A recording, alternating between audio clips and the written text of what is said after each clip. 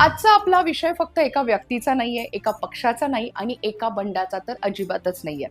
आजचा विषय आहे आपल्या महाराष्ट्राच्या राजकारणामध्ये गेल्या 4 वर्षांमध्ये तयार झालेल्या एका मोठ्या राजकीय पॅटर्नचा.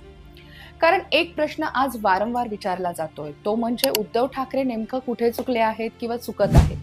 पण या प्रश्ना इतकंच महत्वाचा प्रश्न आणखीन एक आहे, तो म्हणजे खरंच त्या चुका आहेत का, की बदललेल्या राजकीय परिस्थितीचा तो अपरिहार्य परिणाम. कारण 2022 मध्ये झालेलं शिवसेनेमधील बंड हे फक्त एका पक्षाच्या अंतर्गत असणारं बंड नव्हतं.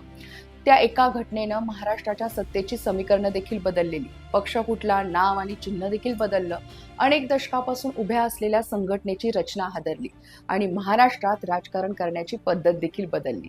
म्हणूनच आज आपण कोणाचीही बाजू घेणार नाहीये, कोणावरती आरोपही करणार नाहीये, पण गेल्या 4 वर्षामध्ये घडलेल्या घटनांचा अभ्यास करून समजून घेण्याचा प्रयत्न करूयात. उद्धव ठाकरे यांच्यासमोर नेमकं आव्हान काय आहे आणि एकनाथ शिंदे यांनी अशी कोणती रणनीती आखली आहे की आजही त्याचा जो काही परिणाम आहे तो महाराष्ट्राच्या राजकारणावरती दिसतोय.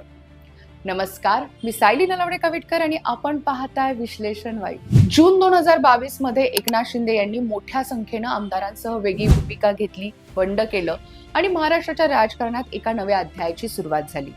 काही दिवसांमध्ये सरकार देखील बदललं. त्यानंतर सुरू झाली न्यायालयीन लढाई, निवडणूक आयोगाच्या समोरची लढाई आणि त्याहून मोठी म्हणजे सर्वात जास्त महत्वाची कार्यकर्त्यांच्या मनातली लढाई.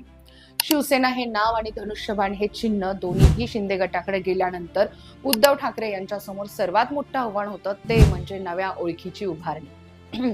कारण राजकारणामध्ये चिन्ह बदलणं ही तांत्रिक गोष्ट नसते, ती कार्यकर्त्यांच्या भावनेशी, मतदारांच्या सवयीशी आणि पक्षाच्या प्रतिमेशी जोडलेली असते. म्हणूनच 2022 नंतरची लढाई ही केवळ न्यायालयात नव्हती, ती प्रत्येक शाखेमध्ये, प्रत्येक मतदारसंघामध्ये आणि प्रत्येक शिवसैनिकाच्या मनामध्ये होती. आता पुन्हा पक्षांतराच्या चर्चा या जोर धरत आहेत. काही माजी आमदार, काही विद्यमान नेते तर काही स्थानिक प्रभाव असलेले चेहरे हे शिंदे गटाकडे किंवा महायुतीकडे जात असल्याचं चित्र हे गेल्या काही दिवसामध्ये आहे. त्यामध्ये आधी काही आमदारांची झालेली गळती आणि त्यानंतर आता सचिन अहिर यांच्यासारख्या अनुभवी नेत्याचं पक्षांतर झाल्यानंतर हा विषय पुन्हा एकदा केंद्रस्थानी आलेला आहे. कारण अशा प्रकारचं पक्षांतर हे केवळ एका व्यक्तीचा निर्णय नसतो. विशेषतः मुंबईसारख्या शहरामध्ये एखादा प्रभावी नेता जो ठाकरेंच्या जवळ जाय, हा पक्ष बदलतो तेव्हा त्याच्यासोबत स्थानिक कार्यकर्ते, संघटनात्मक जाळं आणि मतदारसंघातील समीकरणही बदलू शकतात. म्हणूनच हा प्रश्न अधिक गंभीर बनतोय. पण इथे थांबून एक गोष्ट समजून घ्यायला हवी की पक्षांतर हे केवळ नाराजीमुळे होत आहे का, की त्यामागे संघटनात्मक कारणं आहेत. राज्यशास्त्रात एक साधा सिद्धांत सांगितला जातो की कोणताही राजकीय पक्ष हा दीर्घकाळ मजबूत राहण्यासाठी 3 गोष्टी या अत्यावश्यक असतात. त्यामध्ये मजबूत संघटना, नेतृत्वाकडून सातत्यपूर्ण होणारा संवाद आणि कार्यकर्त्यांना भविष्यातील स्पष्ट राजकीय संधी. यापैकी एखादी साखळी कमकुवत झाली तरीही पक्षांतराची प्रक्रिया सुरू होऊ शकते. मात्र त्याच वेळी दुसरी बाजूही तितकीच महत्वाची आहे, जी आपल्या भारतीय राजकारणामध्ये महत्वाची म्हणतात. कारण भारतीय राजकारणात सत्तेचं आकर्षण हा देखील मोठा घटक आहे. सत्ता बदलली की अनेक नेत्यांचे राजकीय निर्णयही बदलतात. त्यामुळे प्रत्येक पक्षांतराचं कारण फक्त नाराजी असंच असतं असं म्हणणंही योग्य ठरणारं नाहीये. उद्धव ठाकरे यांच्या नेतृत्वावरती टीका करणारे विश्लेषक एक मुद्दा वारंवार मांडतात की 2022 नंतर शिवसेना पक्षाची मोठ्या प्रमाणावरती पुनर्बांधणी अपेक्षित होती. नव्या नेतृत्वाला पुढे आणणं, जिल्हा आणि तालुका पातळीवरती नवीन टीम तयार करणं, ग्रामीण भागामध्ये संघटन पुन्हा मजबूत करणं, या प्रक्रियेला ती अपेक्षित गती मिळालेली नाहीये असा दावा त्यांचा आहे. यामध्ये काही माजी नेते देखील अशाच प्रकारच्या तक्रारी करताना दिसतात. मात्र ही फक्त एक बाजू आहे. तर दुसरीकडे उद्धव ठाकरे यांचे समर्थक पूर्णपणे वेगळा युक्तिवाद करतात. त्यांच्या मते एवढा मोठा राजकीय धक्का बसूनही पक्ष जिवंत ठेवणं, कार्यकर्त्यांचा भावनिक आधार टिकवणं आणि सर्वात महत्वाचं म्हणजे वैचारिक भूमिका कायम ठेवणं, हीच सर्वात मोठी ताकद आहे. आजही अनेक शाखा, निष्ठावान शिवसैनिक आणि मोठा समर्थक वर्ग हा उद्धव ठाकरे यांच्या पाठीशी खंबीरपणे उभा असल्याचा त्यांचा दावा आहे. म्हणूनच वास्तव हे दोन्ही टोकांच्या मधोमध असल्याचं अनुभवायला मिळतं. तर एकनाथ शिंदे यांची रणनीती ही वेगळी दिसते.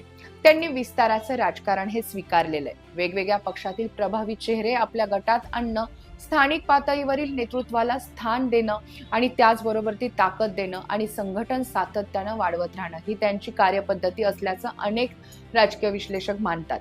यामध्ये सत्तेचा मोठा प्रभाव आहे हे नाकारता येत नाहीये, कारण प्रशासनातील निर्णय, विकास निधी, स्थानिक प्रकल्प आणि भविष्यामधील राजकीय शक्यता या सर्व गोष्टी या अनेक नेत्यांच्या निर्णयावरती परिणाम करणाऱ्या ठरतात। पक्षांतर हा विषय फक्त शिंदे विरुद्ध ठाकरे इतकाच नाहीये, तर आपल्या महाराष्ट्राच्या राजकारणात सध्या एक मोठा ट्रेंड दिसतोय, तो म्हणजे नेतृत्व केंद्रित पक्षांतराचा ट्रेंड।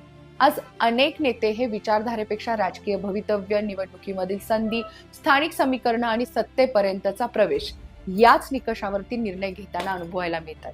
त्यामुळे प्रत्येक पक्षांतरामागे एकच कारण शोधणं योग्य ठरणारे नाहीये। प्रत्येक मतदारसंघाचं गणित वेगळं आहे, प्रत्येक नेत्याची कारणं वेगळी आहेत आणि प्रत्येक निर्णयामागची राजकीय परिस्थिती देखील वेगळी आहे। आणि आता सर्वात महत्त्वाचा प्रश्न की उद्धव ठाकरे खरंच कमकुवत होत आहेत का, की बदललेल्या सत्ता समीकरणाचा हा नैसर्गिक परिणाम आहे? एका बाजूला पक्षातील गळती आहे, तर दुसऱ्या बाजूला अजूनही भावनिक आधार, निष्ठावान कार्यकर्ते आणि मोठा समर्थक वर्गही आहे। म्हणून हे चित्र पूर्णपणे एकतर्फी नाहीये। राजकारणामध्ये ताकद फक्त आमदारांच्या संख्येवरती मोजली जात नाही, ती बदलत्या परिस्थितीशी जुळून घेण्याच्या क्षमतेवरतीही ठरते। शेवटी निष्कर्ष इतकाच की उद्धव ठाकरे यांच्या समोरचं सर्वात मोठं आव्हान हे केवळ पक्ष टिकवण्याचं नाहीये, तर नव्या परिस्थितीमध्ये पुन्हा एक मजबूत संघटना उभी करण्याचं आहे। तर एकनाथ शिंदे यांच्या समोरचं आव्हान देखील फक्त विपक्ष विस्ताराचं नाहीये, तर हा विस्तार दीर्घकाळ टिकवण्याचा आहे। आपल्या महाराष्ट्राचे राजकारण सध्या एका संक्रमणाच्या टप्प्यावरती आहे। अशा काळात कोण पूर्णपणे बरोबर आणि कोण पूर्णपणे चुकतंय असा सरळ निष्कर्ष काढणं अगदीच कठीण आहे, कारण आजचा प्रश्न केवळ उद्धव ठाकरे यांच्यापुरता मर्यादित नाहीये, तो महाराष्ट्राच्या बदलत्या राजकारणाचा आहे। आणि कदाचित या प्रश्नाचं खरं उत्तर कोणताही राजकीय अभ्यासक, विश्लेषक देऊ शकत नाही, तर पुढच्या काळात येणाऱ्या निवडणुका देतील। तुम्हाला काय वाटतं? उद्धव ठाकरे यांच्याकडून संघटनात्मक चुका झाल्या आहेत का, की बदललेल्या राजकीय परिस्थितीत कोणत्याही पक्षासमोर अशीच आव्हानं उभी राहिली असती? तुमचं मत तुम्ही कमेंट बॉक्समध्ये नोंदवा आणि असेच विश्लेषणात्मक व्हिडिओज पाहण्यासाठी विश्लेषण वाहिनी आपल्या YouTube चॅनलला नक्की सबस्क्राईब करा। जय महाराष्ट्र।